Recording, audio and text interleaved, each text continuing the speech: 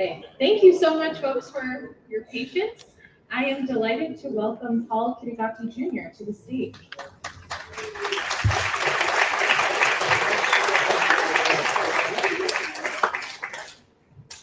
You got me? Okay. Hey, what a great tribute to Berkeley. That was really awesome. Glad I was here to be here. So I want to thank Kamiko Mar and the Japanese American Memorial Pilgrimage for inviting me here to share Gambatte, legacy of an enduring spirit. So how do you tell a story that happened 80 years ago? After Japan's attack on Pearl Harbor, Franklin D. Roosevelt signed Executive Order 9066 on February 19th, 1942. And, ethnic mass incarceration was caused by racial prejudice or hysteria and a failure of the political leadership. And you know what? This happened in the United States, and it was documented in photographs by the government. So I want to reveal the story behind the historical photos from the National Archives and some from the Library of Congress. And as you all know, California, Oregon, Washington, and part of Arizona became a military zone. It gave the U.S. War Relocation Authority, we all know that, the WWII, jurisdiction over people of Japanese ancestry living in these states and forced their removal from their homes. So 120,000 Japanese Americans, 2/3 of them were native-born American citizens, were given a few days to settle their financial affairs and report for relocation to 10 desolate incarceration camps throughout from the West Coast. So, oops, I forgot to show my clicker. So in my 10th grade, oops, missed the page. Okay, sorry. So in my 10th grade history class, I was shocked to learn that my grandparents and my family were incarcerated in concentration camps during World War II. And I thought, why didn't my parents talk about it? And then I thought, wow, they were US citizens. How could this happen? And they had done nothing wrong, but like many of the Nisei and their Issei parents, they didn't talk about their incarceration. I think they wanted to put the past behind them, and they didn't want to burden us, their children, with their personal losses. So when I asked my parents about the camps, and they told me very little, maybe bad food, desolate, dusty living conditions, but not really what they felt here in their hearts. So what was this camp I overheard them talk about, like when they go to the Japanese grocery store and they talk to somebody else and they ask them, hey, what camp were you from? And as a child of the 1960s, like many of my generation, I didn't grow up in a Japantown when they came back. I grew up in like an all-American, like the all-American family, like in TV shows like Leave It to Beaver. And my street was mainly white. And we had like one black family, a Puerto Rican family, and actually there was one other Japanese family on our block. And I was a Boy Scout, an Eagle Boy Scout of all things. And I knew that camping was supposed to be fun, but what they experienced was far from fun. So over 50 years ago, I started on this lifelong journey uncovering the story never spoken at home. We lived a few miles away from the Tampere racetrack in San Bruno, California, and we drive past it every to go to my uncle's house down in San Mateo, and not one word was mentioned that they were in that camp. In that camp, it held over 7,800 San Francisco Bay Area Japanese Americans, including my dad's family. And another interesting thing, my mom told me when they tried to buy a house in Westlake, it was in Daly City next to San Francisco, a brand new community. They went out there to buy a house, and the salesman said, oh, there's no houses available. But my mom was like, that doesn't sound right. So she went home, called them on the phone, and they said, oh yeah, come on down, we have plenty of homes. So back in the day, there was a lot of those laws against whites only in buying into communities. And they just realized that was what happened to them. And my dad, who was a school teacher in San Francisco, ran this helped them buy their house that was in South San Francisco. So my Aunt Sally, my mom's younger sister, had told me that they lived in the converted horse stalls at the Santa Anita racetrack in Los Angeles. They were from San Jose. They were a farming family. And these are the racing stables here in, the horse stalls here in Tanfran, in San Bruno. And she said they smell like urine and manure. And my dad's family, they went to Tanfran, but they also moved to the Topaz War Relocation Center in the desert of Utah. And my mom's family, the Takahashis, they lived in Poston in Arizona. And then later I found out earlier last year that they actually transferred up to Topaz. So the official government name was War Relocation Centers, right? But President Roosevelt had actually called them concentration camps. But they've also been called internment camps, incarceration camps, and prison camps. And in the Japanese community, we just call it camps, right? And an interesting thing was the guns were pointed in and not out to protect those who were incarcerated.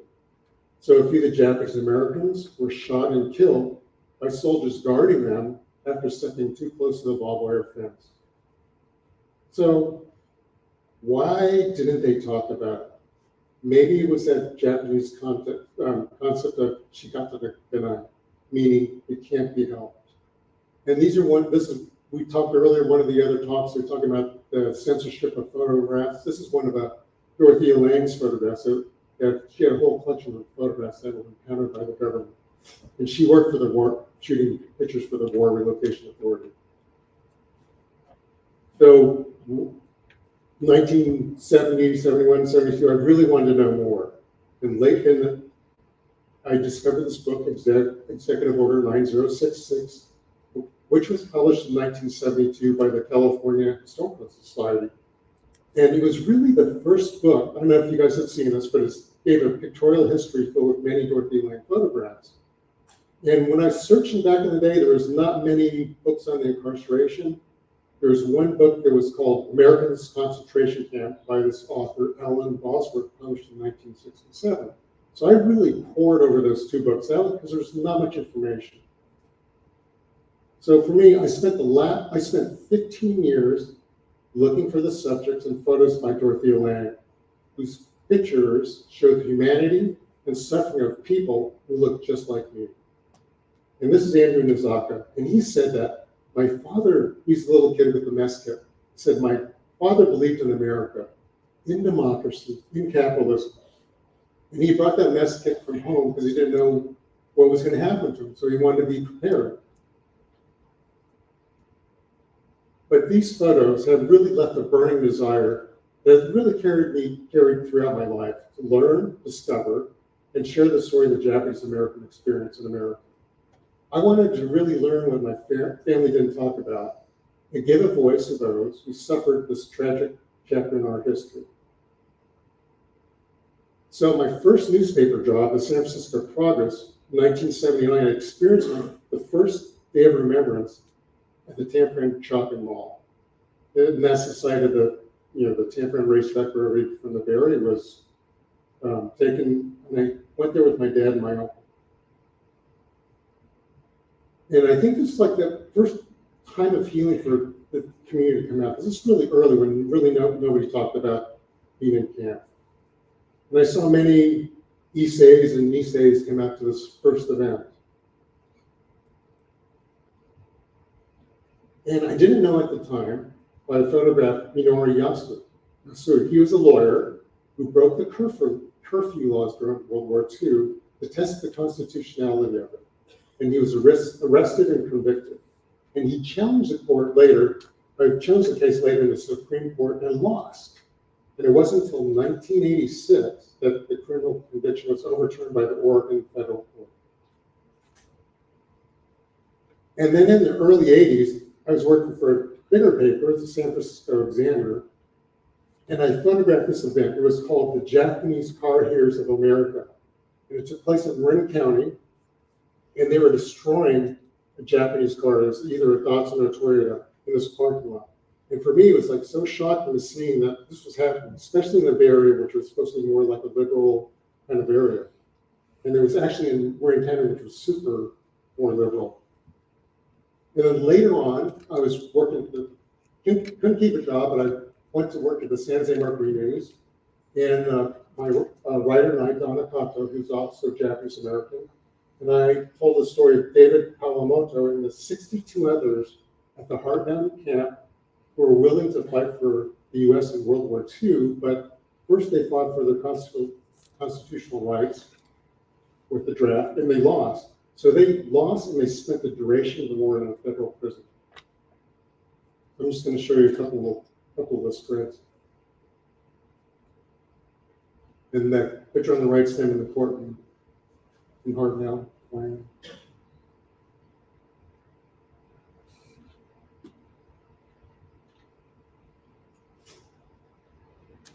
So a big influence on me was my Uncle Noble, who's an artist in San Francisco, and he created artwork based on his camp experience.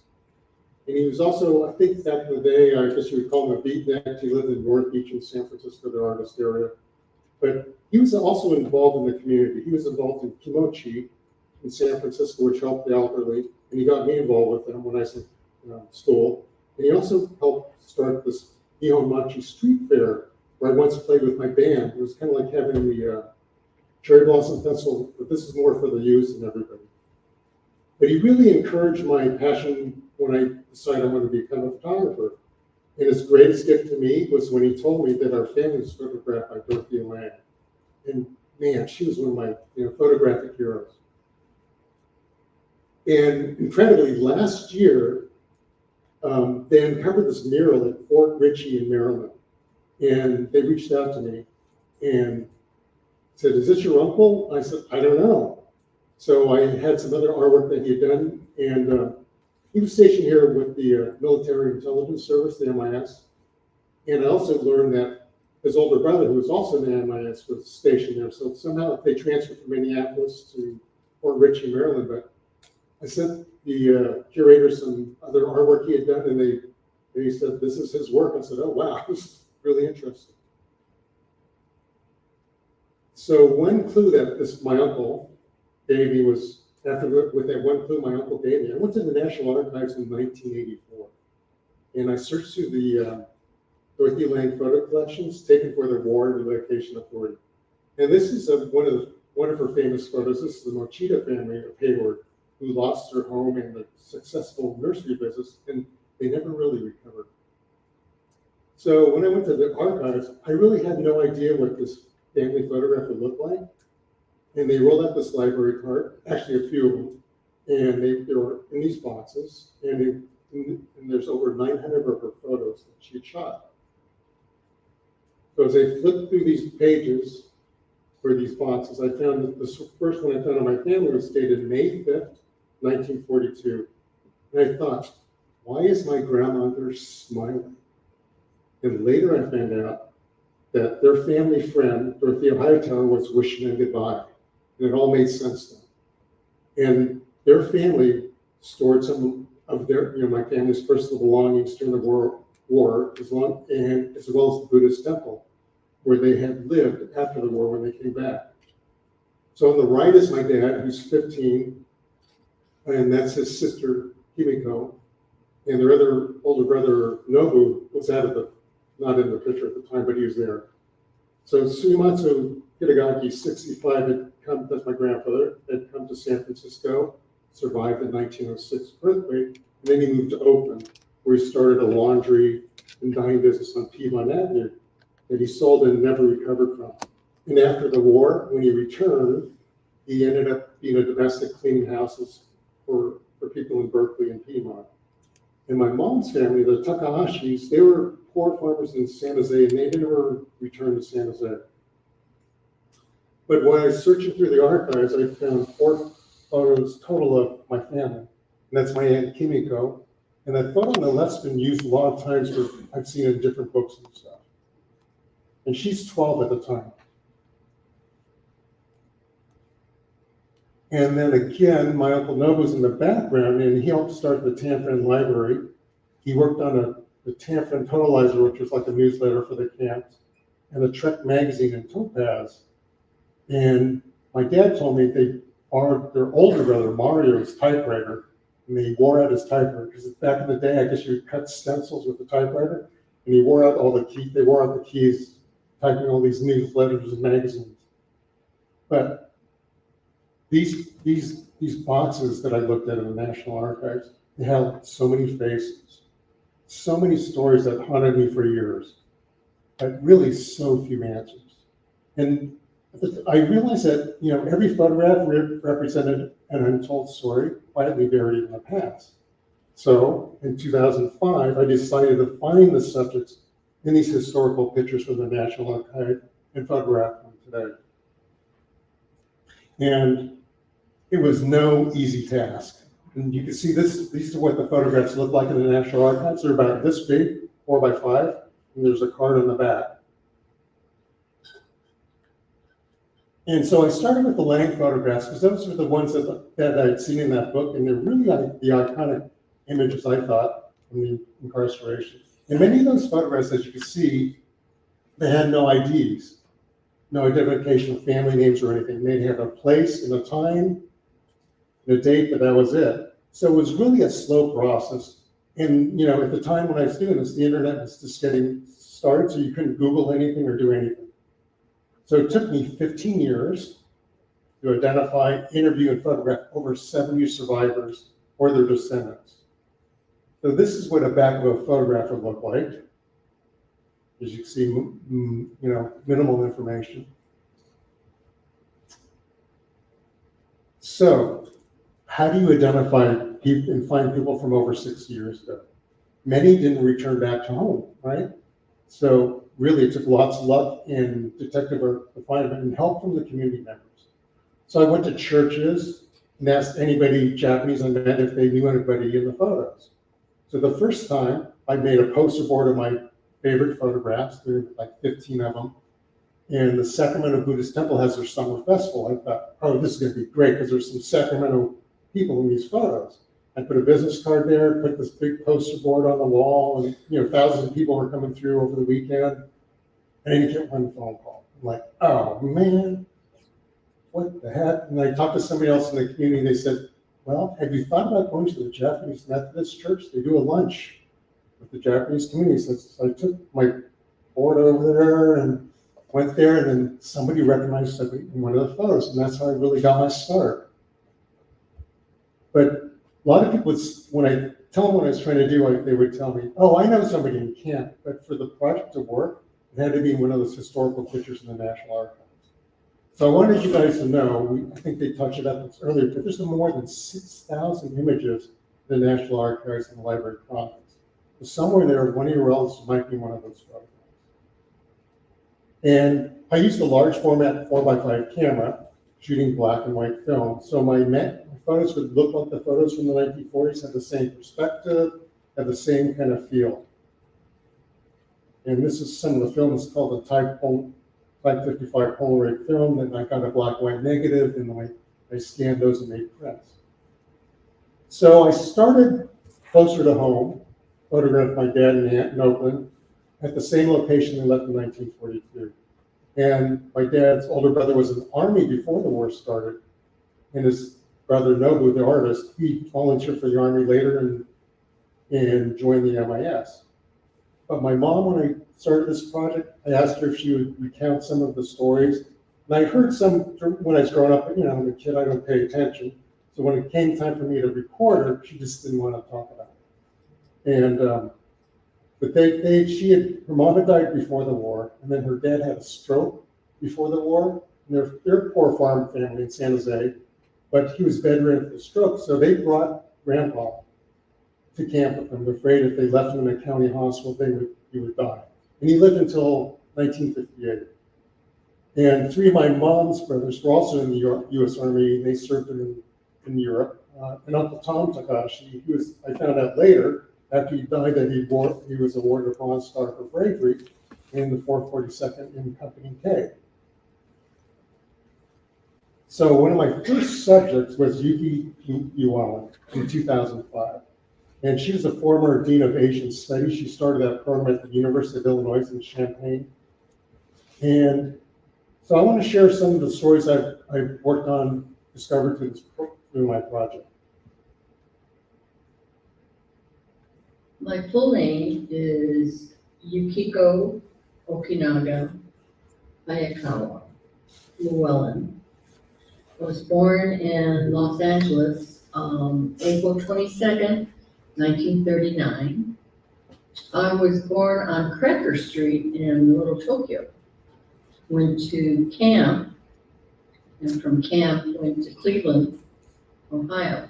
I remember that my mom said that my dad had died in the war. And I didn't know what that meant, if he was in the war or during the war, why she said that. When I went to camp, it was just my mother and me.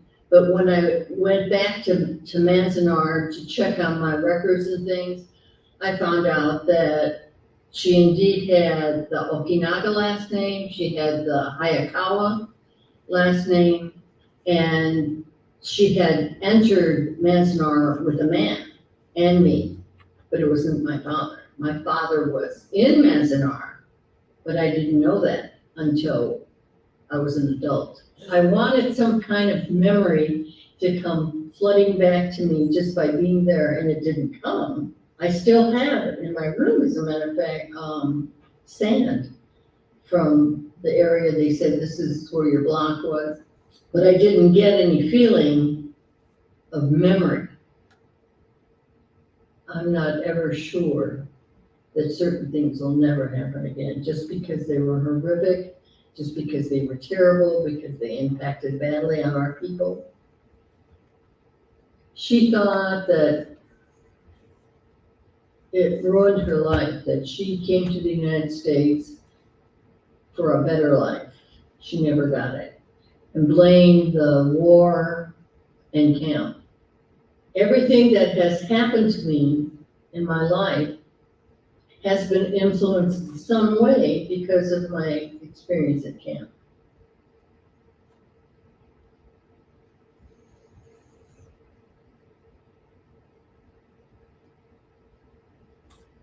Oops, something happened. The computer, My full name is Yukiko sorry about that. Okinaga Hayakawa Llewellyn. It paused I and was then born in Los Angeles, April 22nd, 1939. I was born on Cracker Street in Little Tokyo. Went to camp, and from camp went to Cleveland, Ohio. I remember that my mom said that my dad had died in the war. go any fast forward, you guys? And I didn't know what that meant, if he was in the war or during the war. Hold on. Okay. Thank you. Okay, so for me, it's really important for the photographs to have the same feeling as the photos taken in the 1940s. And I tried to photograph the people in the same location. So this is third generation Fumiko Hayashida, and that's her daughter Natalie Ong, posing on their Bainbridge family farm in 2006. And she was 95 when I photographed her in 2006, and she lived to be 103. And she actually became kind of like the poster child for the Bainbridge. They have a memorial plaza up there, and she went and spoke, and she's been on testimony. And she was like a force of nature. When I went to her house, it was kind of funny. The first time, she had these collection of glass green frogs in her house, all over the house. And I go, how come you have so many of these? So I got one, and then everybody kept on giving me these frogs. And then when I walked her out of her house to go up, she lived in Seattle. We took the ferry to Bainbridge, but up first. The street was here. There was a hill here near his house. She didn't have proper stairs. She had like chunks of cement into the, the ground going down. So I was walking her down the thing. I heard, you sure you want to go down this way? Oh yeah. I'm thinking, God, I'm going to kill her. But she's very, really beautiful. So when I interviewed 442nd Combat Veteran Mitz Kojimoto, 85, he didn't tell me he was also awarded a Bronze Sword for bravery while fighting in France. And as you guys know, the Japanese-American 442nd Combat Regiment was one of the most decorated units of Army history with a segregated unit composed of volunteers from camp and from Hawaii.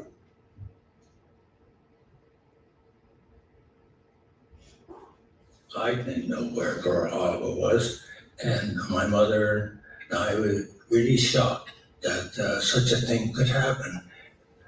The big day of our young lives were we were being kicked out of San Francisco.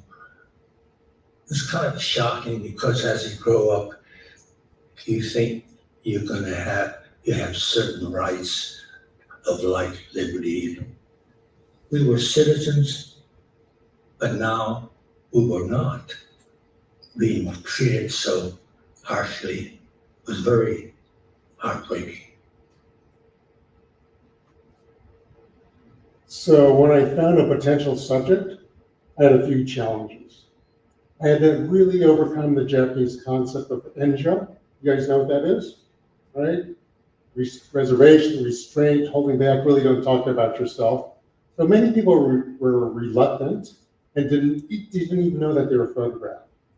And some didn't want to talk about their experience, but I explained how important it was that they were the only ones who could tell their story of survival.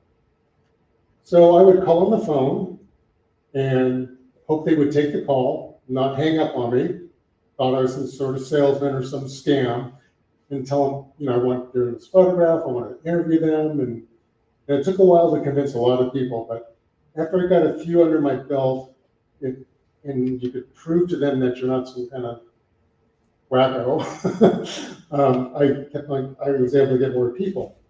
So this is Lesser Oichira, and that's his family there. And they spent the war in Jerome. That's him as a little kid with his brothers and his sisters in Florida, California, in front of that store.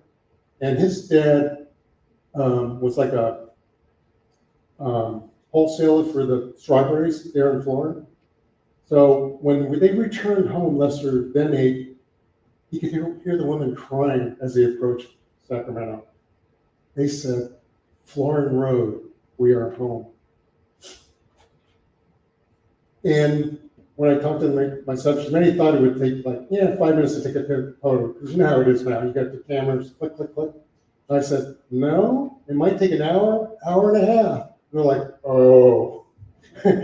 And then I explained to them, also needed interviews. That could be 15 minutes, half hour, depends how much longer you guys want to talk to me. So, oh.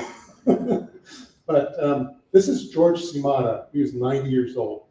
And said music eases pain of being in camp. So when the FBI came into his bedroom in Sacramento, they asked if he had any pictures of Emperor Hirohito. And all he had on the wall were photos of jazz musicians. Artie Shaw, Glenn Miller, Benny Goodman, Gene Krupa. For me, the survivors, they'd give me the gift of trust to tell their stories with words and photography. It was like photographing my family, even though I didn't know them personally, because we all had a common historical bond. So this is Jerry Osso and his brother Bill Asano. He changed his last name to Asano because Osso, you guys get that. But they're waiting for a bus with their grandfather in Hayward to go to Topaz. His father had started the Mount Eden Library in Hayward, and he had to sell his business. I have no memory of that photograph actually being taken. I was only 3 years old at the time. Grandpa is the one who was determined to come to America in the first place. He was the one who brought the family. And he came to America because he had heard about the Streets of Gold in San Francisco. And he wanted to be part of that. And Grandpa decided then that he would start up a laundry. Went over to Hayward and got on the streetcar and I went to the end of the line and said, "This is where I'm going to build my laundry." And I assumed it was kind of like a mom and pop operation where Grandma and Grandpa worked and my father worked and my mother worked. It turned out that there were about 30 employees in this place. It was a large operation. And here's the man where all of this is being stripped from him. And he's sitting here with his grandchildren, waiting to be taken away and get virtually nothing.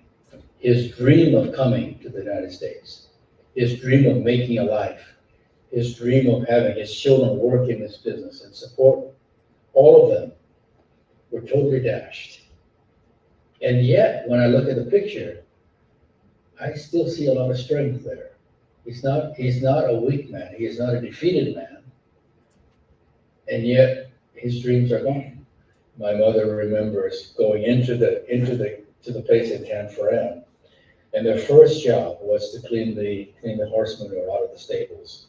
So they were given big shovels, and they had to shovel out the stables, and then they had to stay there. And the space between living places were just blankets. So there was no, I mean, they had visual privacy, but that was all. So this is a 6-year-old Mamoru Takeuchi, and he wore a U.S. Army Sam Brown outfit with his family number and with the tag with the number on it. You know, everybody had to wear a number tag with your family number. His father was arrested by the FBI just because he taught Japanese language. And his mom died a month before they were released. And he remembered her saying, "Thank God we are finally going home." And this is Mitsumori, whose parents lost their thriving business in San Francisco, named Ohio Cleaners. Not like Ohio, good morning, Ohio, O-H-I-O. But they answered no to question 27, are you willing to serve in the Armed Forces? And 28, will you swear unqualified allegiance to the United States? So they returned home from the Tule Lake Segregation Center on March 16, 1946. And after the war, Nebraska farm boy Ben Kuroki became a journalist. He's the only Japanese American in the Army Air Force who flew over 58 missions over Europe, North America, and Japan. And he was awarded 3 Distinguished Flying Crosses, the Air Medal with 5 open clusters. I was born in Kozai, Nebraska. I'm 90 years old.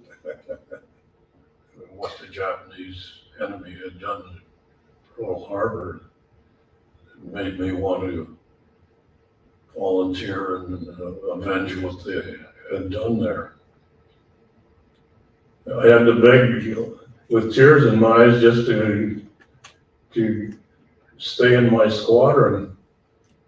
And twice they tried to transfer me out of my squadron, and I had to beg with tears, and I finally made it overseas to England with my, we were the first B-24 bomb group in England.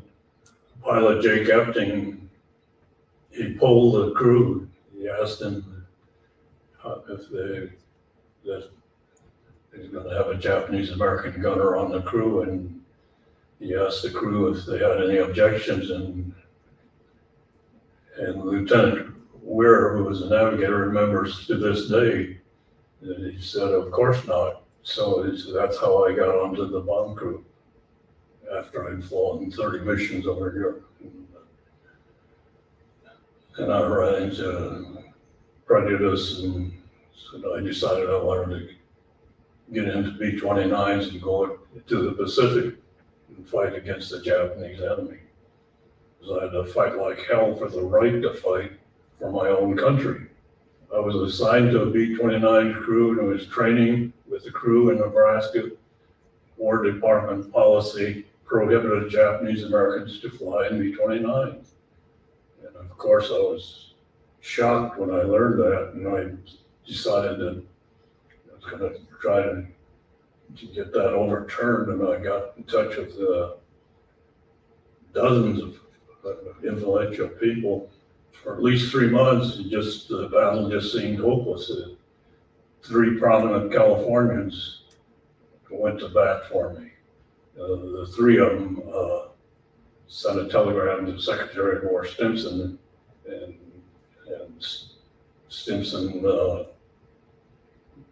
granted me the exception to the War Department policy. That was the biggest battle, of course, for the right to fight for my country And so I was the only one to fly in B-29s, only Japanese American flying B-29s, and to bomb the mainland of Japan. My father, of course, he was responsible for my getting into the service. He was the one, after the morning of Pearl Harbor, he was the one that encouraged my brother Fred and me to volunteer. I had two other brothers also eventually got in to the service, so my dad he was waving the American flag harder than anybody. He was so proud that he had 4 sons in the service.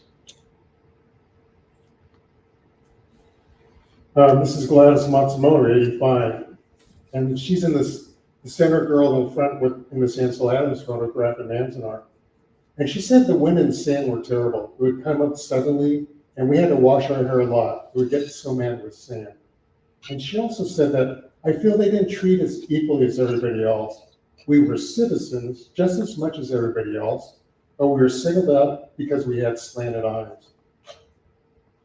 And this is one of my favorite photographs of Dorothy Lang taken in San Francisco, of all the school children reciting the Pledge of Allegiance and soon so many of their classmates were behind Barbed Wire.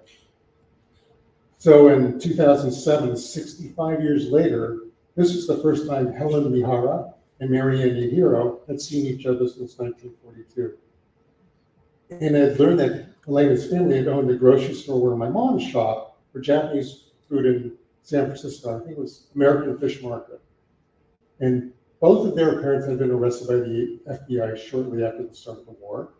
Marianne was separated from her Japanese language school teaching mom and never saw her alive again. And which was a side note, which I was going to say, but earlier that morning, my mom was having surgery just a few blocks down the street. And then a few hours later, after I shot this photograph, she passed away. So, and that photo that day was just a crazy day. But so on a gorgeous day in May 1942, Jean Yoshi, 92, drove her Chevrolet 5 hours to the Pacific International Livestock Exposition in Portland from Central Oregon. So if you know that maybe like Bend over the mountains. And she thought, oh, I think things are so beautiful when somebody might not think so. She said, oh, look at the rhododendrons, they're blooming.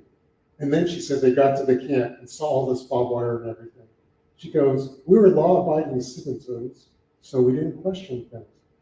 And near the end of the war, she returned to Portland earlier and worked for the War Relocation Authority, helping returning Japanese Americans resettle. And the woman on the left front, that's Lillian Matsumoto. And she wanted to live until she was 100. She actually lived till 101. So she and her husband founded a children's village in Manzanar that took care of 100 orphans. And they actually adopted one of the orphans, Carly Matsumoto, who became the mayor of South San Francisco. And she had a lot of struggles before the war. She was denied pursuing like a master's degree in social work at UC Berkeley in the 30s. But she argued with them saying there was a need in the Japanese community.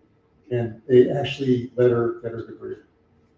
In the early part of 1940, we started asking questions of the government, how are you going to move 50 children? Where are we going to go? Because if all the Japanese community was gone, just Japanese children living here and there, they may not even be able to go to school. Ride to Manzanar, it's about 4 hours from LA. And she was only 4 years old. And she sang, God Bless America. This soldier that was sitting guarding us, I could see tears running down his. He was really overcome by this little girl singing that song, God Bless America. And this is May Yanagi, another Dorothy Lang photo, but she's the first in her family to go to college, and she became a school teacher. But she also couldn't talk about what happened to her in her family. She never taught her students about incarceration. But a cool thing happened in 2022. She's reunited with relatives she never knew she had after they saw their name in my book. So they all got together. And unlike many of those who were incarcerated, Arlene Koketsu, 81, in San Jose, talked to her children about the whole experience. It was something the government did to us, she said. And that's why I feel I need to keep teaching, so that it doesn't happen again. We had our constitutional rights taken away from us, and I just felt really bad that our own government would do something like that to us. The family number we had given was 21365, and that's what we were reduced to, was a number. Any name you want to give it was still a concentration camp. I mean, we were prisoners. We did not have freedom to go and walk wherever we wanted to. We were confined within the borders of the barbed wire and guard towers. I'm gonna click through a few of them really quick. I'm actually gonna play this. And he was a trucker in Venice, California, hauling all the produce from the fields there to the market downtown. The property they didn't lose, but when they came back, everything was gone. As an individual now, if they tried to pull off now, I don't think I would cooperate. You talk to people nowadays, the younger, especially the younger people, they don't know what you're talking about. Well, what's that? I think it's important for them to know that this thing did happen. And certainly hope that it never happens again to anyone. So I didn't know I was gonna be here for the Yoshikawa family reunion, but I met twins, Yoshio and Ted Yoshikawa in 2015, and they were incarcerated in Jerome. Oops. And I'm gonna just play this. I'm Yukio Yoshikawa. I'm 80 years old. I was born June 16, 1935 in Stockton, California. I go by Ted Yoshikawa, and my brother pushed me out of the womb first. My dad's name is Nisei Yoshikawa. First immigrated to South America and came through the border through Mexico. Came over in 1906 to help after the earthquake in San Francisco. We were young and didn't really know what was happening, but I guess after the executive order came, they had to get rid of their barber shop. But they didn't sell their house. They had a nice Caucasian Christian family live in our house to take care of it, rent-free for the duration of the war. They sent us to the assembly camp in the fairgrounds until our camps were ready in Arkansas. They didn't really tell us where we were going, and we got on a long train ride. When we were in Roar, we went to a Japanese class that our reverend taught on Saturdays. My brother and I would head toward the class, and half the time we would somehow not get there. So our Japanese was never good, which was really a shame. I recall we were in a one room barrack place with a potbelly stove. One end we had to set up all the beds and things. And they had the community showers and toilets in the mess hall. It became the normal for us kids growing up. We came out in June of 1945. My parents were still afraid there might be some backlash, so when we first got back, they put mattresses up against our bedroom windows so that if somebody threw rocks at our windows, that we wouldn't get injured. In schools, somebody calling us a Jap and stuff like that. I remember I had to get into a fight or something. I think between the internment and the fact that there were no sabotage or anything by the Japanese Americans, and the 442nd unit, Valor, opened a lot of doors for the Japanese after the war. Back in 1977, I worked on the proposal for the Hubble Space Telescope, and we won the contract, and I worked on that project for the rest of my career. Trying to get the manned spaceflight mission going.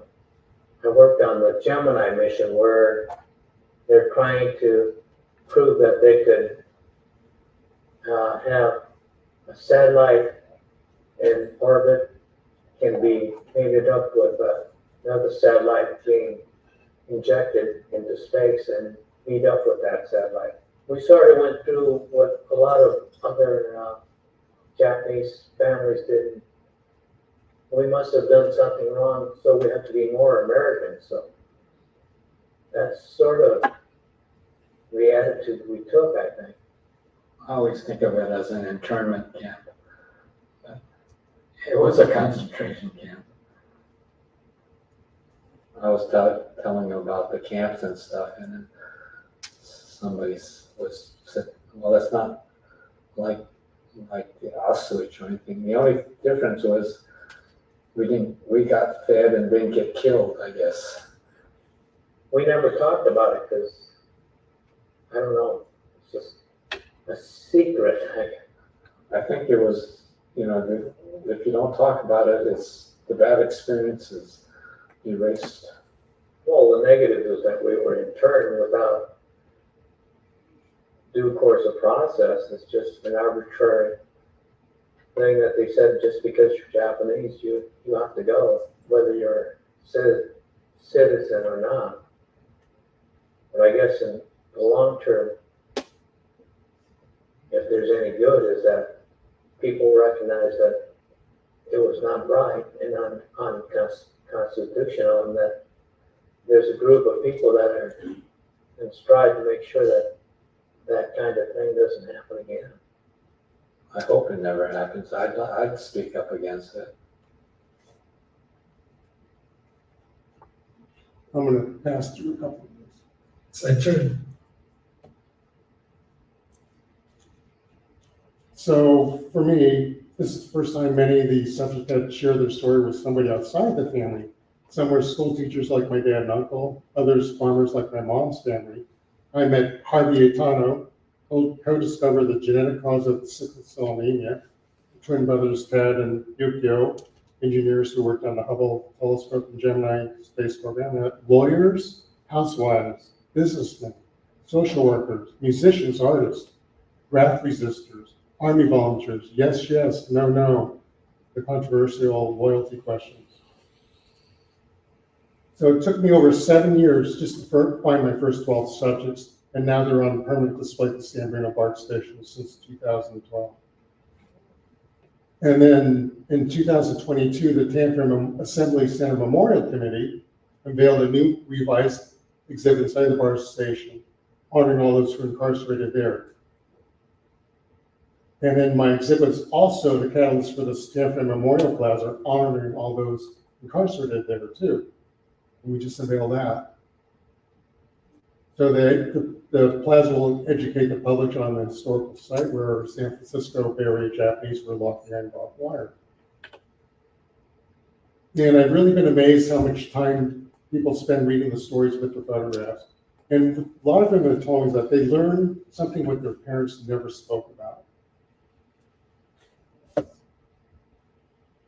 So this is an American story. Japanese Americans were rounded up by Americans, forced to be confined in American prison camps and guarded by armed Americans. And after World War II, the incarcerated people returned to the American communities facing an uncertain future. So this exhibit has been traveling since 2012 and has grown from 12, those original 12 photographs, to over 61, and that we showed here at the Japanese American National Museum in 2019. And then now it has, like you heard, some of the audio from the pictures. So this journey isn't over. I still have many faces left to find and stories to tell. And we spoke about, I have a book out, and you can find this on Amazon. It kind of parallels with the exhibit, and you can read all the stories on the people there. And many schools don't teach this story. And I think this book's a really great resource for schools that reaches across generations and cultures. And these are some of the survivors from when I showed at the LA Museum. So if you guys have any suggestions for future exhibits for like diverse civil rights museums, historical societies across the country to help educate people not familiar with the civil rights story. And currently I've been photographing and preserving the landscapes because so many of these survivors have already passed. So these are a few of the photographs. That was shot years ago, but that barrack at Manzanar, now it's like part of their exhibit, they restored it. Baseball diamond at Manzanar. This is the jail, within the jail at Tule Lake. One of my subjects, Jimmy Yamichi, he had a construction experience, and he and his brother actually built this jail. And the the jail's been recently restored, I understand, so when the pilgrimage comes up next in July, you'll be able to see that. And there's actually writing on the walls in the jail. And, oops.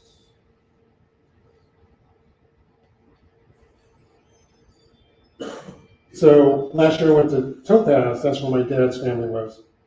And when I was there, it was so silent. And I just was waiting to hear that sound, of the community being out there in the desert. But this is the place where the Kitagakis live on Block 22, Road 12, Apartment E in Topaz. My grandfather had made that chair. He was a carpenter by trade with the scrap lumber. And so I took that chair and put it on the exact same spot where I lived and photographed it. And I recently learned that my mom's family had transferred there from Poston. So stones are brought from the nearby mountains, and people make gardens. And this is a spot where James Atsuaki Akasa was shot and killed by a guard in the Topaz concentration camp while walking his dog inside the barbed wire fence on April 11, 1943. And there's remains of buildings there, trees that were planted by Japanese Americans in the camp, and none of them really survive today. There's a rock garden at the Buddhist temple area there in Topaz. Baseball backstop. So I'm going to conclude with this. This has been a journey filled with sometimes beautiful, often painful recollections. And I've already lost many of the subjects, but their personal journey will not be lost, and their stories will live on forever. So I want to really express my gratitude to all the subjects who generously allowed me into their lives.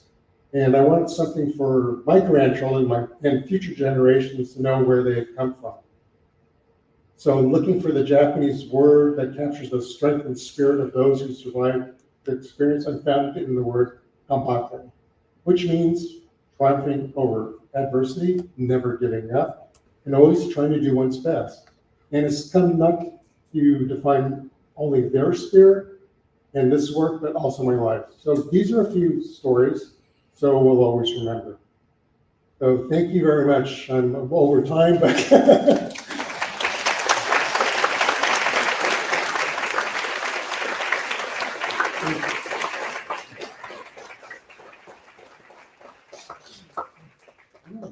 and I'm just going to take pictures of that. I'm just going to play.